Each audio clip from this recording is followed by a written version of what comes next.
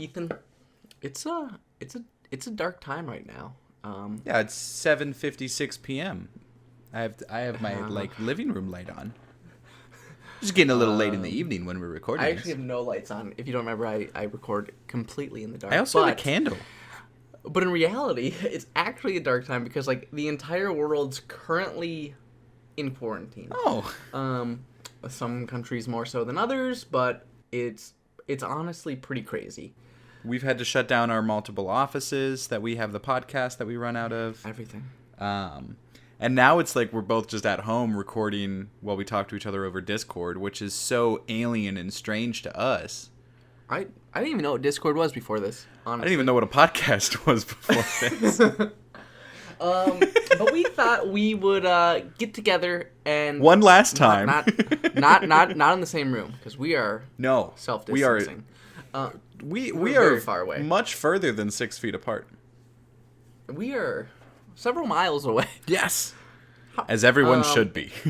And we wanted to talk about the top 5 movies to watch while you're quarantined. Yes, if you're self-isolating, protecting yourself and all the rest of the community by just staying indoors for a little bit, you're going to probably be bored out of your dang old mind. Why don't you watch some movies? Now, when we first decided to do this episode, David was like, what if we make them all watch really like awful things to scare them? And I was like, that sucks. I don't think that's how I worded it, but you said verbatim, I hate our listeners. I want them to suffer. Oh, none of this is true. But then I came up with the great idea. I was like, what if we wanted to put have our viewers have a little bit of escapism from the balls that they've just been looking at for the past like 4 days? Because I know me, like I've been self-quarantining solo because I live alone, and it's fucking weird. I'm not a big fan of it. I thought it would be like kind of nice. I was like, oh, I'll knock out a bunch of movies. I'll start reading these books I've been buying but been too busy to read. Yep. But instead it's like I've just been working, honestly. But I have watched a few things. I've actually been watching a bunch of stuff lately. I just got the Criterion Channel. Hey, that's got a 14-day free trial. You can watch that. Watch a whole bunch of Bergman films. Watch a whole bunch of classic flicks on that. But that's not what our list today is about. It's about like movies that will make you feel good while being quarantined. Yes. So let's get into it, Daddy-O. Let's do it. What about Daddy-O? Ethan? How does that? Nope. I haven't had to talk to people in a while, so I'm thinking about Daddy-O. Nope. No? Ethan, give me your number 5. Okay. So I kind of structured this. You should watch these films in order because some of them are going to get your 5 movies you're going to watch back to back to back to back. Not necessarily. You can take a nap Jesus. in between. My God. But because part of it is not a full sleep, just a nap. No. 26 minutes and back up to it. Yeah, you got to use all the time you got. So my first pick, Shaun of the Dead. And I'm the one who, like, Ethan. Here's the thing. Shaun the Dead will remind you that Shaun you the should. Dead. Shaun of the Dead. Shaun the Dead. Shaun of the Dead will remind you why you should stay quarantined and not go out and about because it's bad and everyone will die. Wow. Mainly, the reason. I'm so surprised. Hold on. This is the way you're taking your list so far. It's a wild start. The rest are not like this.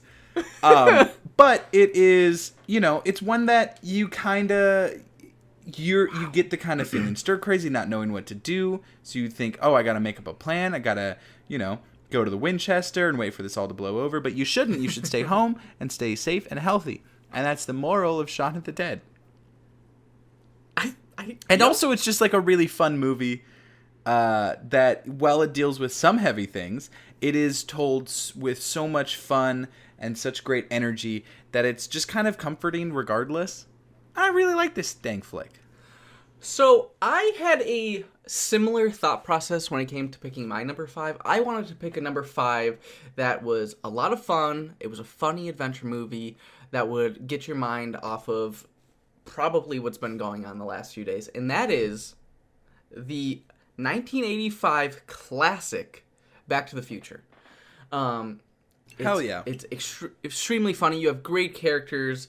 with with Doc and Marty McFly, and it's just something that you can put on. It's everyone knows the movie. We've all seen it before. Don't lie to yourself. You've definitely seen this before, unless you're like younger, and then maybe you haven't. I don't know. Why'd you say younger? Zoomers, David. I'm a Zoomer. God damn it. Are we posting this on our TikTok? Hell yeah! This is a TikTok podcast. It's a very short podcast. But no, Back to the Future, great flick. Watch the second one if you want to too. Ethan, what's your number 4? My number 4 is a weird one, David. I think if I gave you said number 5 was your only weird one. No, they're all weird. They're all fucking. I bet if I gave you 1,000 guesses as to what this movie would be, you would not be able to guess it. I'm gonna give you 5 right now, and just see how wild do you think I can get? Is it Moon? Nope. I honestly have no. F for Fake. Nope. Hoop Dreams. Nope. Social Network. Nope. Howl's Moving Castle. No. It is Jim Henson's The Dark Crystal, the 1982 fantasy film that him and Frank Oz made, and it's really, really good. I think. Okay, so here's the thing. I think it's a film that's best watched when you're on your own, just because it's kind of out there. It's a little wild. Criteria for the film. It's a little wild, but it is a high fantasy film, right? In a world so far removed from our own that you completely forget any of the problems that we have here. It is some of the best world building I've ever seen in any film ever in my whole dang life. And I love it. It's really good. Trevor Jones did the score, which is awesome. They also did a Netflix series that I haven't watched, but I might. I hear it's actually okay. Yeah, but part of it was this film has been a huge part of my childhood. So one of the things with my list is they are movies that comfort me. So I don't know if they're necessarily always comfort everyone else, but Dark Crystal was a huge part of my childhood. Totally. I've honestly never seen it, so. Hey, now you got time. What's your number 4? That's true. My number 4, so I switched up my criteria for number 4. And this is something that allows the viewer, and I know this has happened with me, where I watch the movie and then I immediately dive into the real world case because it's so fascinating and there's so much to delve through that this will at least give you a side hobby to keep you busy when you're quarantined. And that is David Fincher's Zodiac. One of my favorite movies of all time. It's also kind of lengthy, 2.5 hours, which will take up 2.5 hours of your day, which has now been basically just left open to doing absolutely nothing except for watching movies and reading books.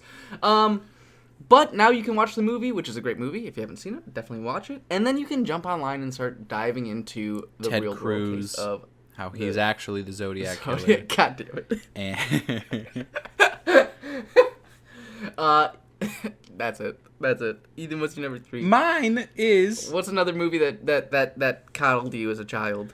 Young Frankenstein, the Mel Brooks Is film. it actually? Dude, I also have not seen it. So good. David, we're going to have to watch it. I've already seen all of your films so far, I think. No, so true. No, you've seen all of them. Yeah. Young Frankenstein is a delightful little comedy that it has so much slapstick, and even though it also deals with some darker things that society can do. Obviously you have mob mentality in some parts of it. It has it's totally what you want to see. Well, no, right but now. it's the whole thing is kind of lightness despite everything else, right? So that's kind of the same way with Shaun of the Dead, is that even if things get really bad, right, to the full extreme of there is a quote unquote monster on the loose that the town has to hunt down, or there is a zombie outbreak, there is still lightness and happiness that can be found despite all of those negative things. And it's just a great movie. Gene Wilder is fantastic in it. Do you want to know a fun little fact? Yes. About me? Is I have not seen a single Mel Brooks film, with the exception of Spaceballs, which I watched in home ec class in middle school.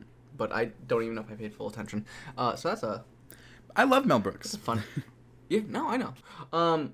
I should one day. I know. My number 3 is a movie that reminds you, even if you're by yourself, you can get through things. That no matter what the challenge, you can do it as long as you use your brain. And that movie is, Ethan, do you want to take a wild guess? 127 hours. No. Yo, that'd be hilarious, though. Fuck. No, Even if you're by yourself. This one also has so much comedy that it's honestly laugh out loud funny. Do you want to take one more guess at what it is? When you're by yourself, gotta be the sequence in Pirates of the Caribbean at World's End where Johnny Depp is just on a ship full of other Johnny Depps. No, it is The Martian. Interesting. I think it's a very funny movie. I think it's also great to just watch people figure stuff out using their minds, which is something that we definitely is just reassuring to see, given recent events. Also, if you like the movie and you're like, wow, I really want to spend more time with Mark Watney, pick up the book. Probably Amazon it to your house. Just lift it up. Don't open it. Just kind of hold it there in your hands. I read the book. I love the book. The book's better than the movie, but it's also, a book, so a lot less people will ever give it a chance. Time commitment. But this is a great time when you're in your house. Our audience is completely anti-book, David. You know this. I mean, what percent of the population do you think has read a book in the last year? Send us an email if you know what a book is. Yo, I saw this one sidewalk interview where somebody was like, "Can you name one book?" And so many people couldn't name a single book. It was one of the saddest like sidewalk questionings I've ever seen. You know what, David? Maybe my list has been a little strange so far. Let's keep it wholesome, family friendly, and utterly delightful. Come with me and meet my special neighbor. His name is Totoro. He's very big, and he just wants you to have a good time. He's going to put a leaf over your head if it rains a little bit. You don't even have to worry about it, though. That's right, it's My Neighbor Totoro! The utterly delightful and gorgeously animated Hayao Miyazaki film. Check it out. Feel great. Embrace the loveliness of everything. Every frame is teeming with care and gentleness, and it's wonderful. You're welcome. I'm not gonna lie. Your pick just made me make a last-minute change to my number 2, which completely booted my number 2 from my list. Because I think what's really important during times like this is learning that all of your emotions are important. Fuck you. And you should not. No. You should not Fuck run you. away from anything Fuck that you. you're feeling right Don't now. put And this. you should. David. No, I'm putting it. No, this is a real thing. Plus, it's also heartwarming. And I hate you. And during this time, like, some people might be, going through some, like, maturing with all of this isolation. And that is Inside Out, a fantastic, brilliant animated movie from the geniuses at Pixar. And, yeah, it's just, it's such a happy movie. And plus, honestly, like, there's going to be a lot of kids out of school for a while. Sorry, I actually misspoke earlier when I said that you should watch The Dark Crystal. I actually meant to say you should watch Shaun the Sheep movie. No, it's okay. Shaun the Sheep isn't uplifting to. No, it's not. It's just not uplifting. It's not uplifting. And I don't know. You didn't put it on the fucking list, Ethan. Hey, David. You tell me. You also didn't put Inside Out on your list originally, so fuck off. That's true. Like what? But I did. It did and make now the mine's list. on the list. Eat my whole ass. What? Now you have 6 on the list. Do you want Shaun the Sheep to be your number 1? No. What was your original number retroact. 2? Just because I'm curious. I'll tell you. I'll tell you. No, I just want to know now. No. I'll tell you at the end because I've also been thinking about taking it off because it kind of it throws a little shade at my number 1. So I'll tell you after my number 1. Otherwise, it would kind of give away what my number 1 is. So what's your number 1, Ethan? My number 1 is it Shaun the Sheep? Is Paddington 2.